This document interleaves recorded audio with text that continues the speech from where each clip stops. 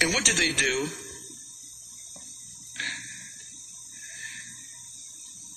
Verse 8, and when these lepers came to the uttermost part of the camp, they went into one tent and did eat and drink, and carried thence silver and gold and raiment, and went and hid it, and came again and entered into another tent, and carried thence also, and went and hid it.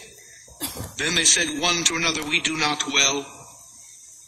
Brother, I don't care how much God blesses you with material things, there comes a day when in your abundance you say, I'm not doing the right thing if you're hiding it. If you're keeping it only for yourself, you realize that you're not doing the right thing.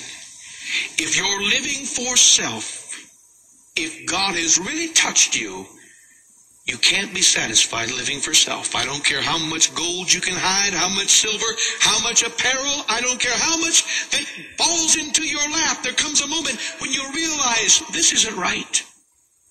This isn't right. There's more to it than this.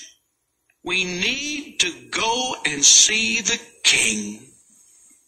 That's what we need to do. And tell him that there's food for the people. We need to go tell the King that there's treasure for the people. And that's exactly what they did. They went to the King and said, listen, there's blessing.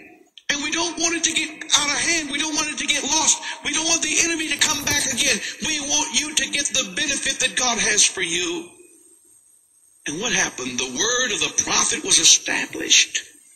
But look and see how God establishes his word. He uses lepers. How God establishes his word.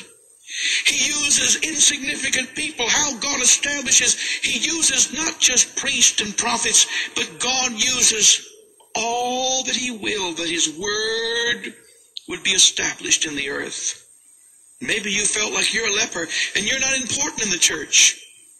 Maybe you feel like if I don't go to church, if I don't pray, if I don't serve the Lord, what difference it makes? It makes all the difference in the world. God has an appointment with every born-again person here, and God wants to bring you to the place where that he returns your faith, where that you can realize you're a part of something that's a glorious drama. God wants to bless you, and he will if you let him. Stand with me in the service. Stand across this assembly. And I'm going to ask that you come to the front in this moment in closing prayer. I just want you to close out this service with me at the altar. I want you to begin again to understand the sovereignty of God. That God is all-powerful. And when you begin to declare that God is all-powerful, then he will make himself known to you as an all-powerful God. There's not the devil and God and the score is tied. No, the score is not tied.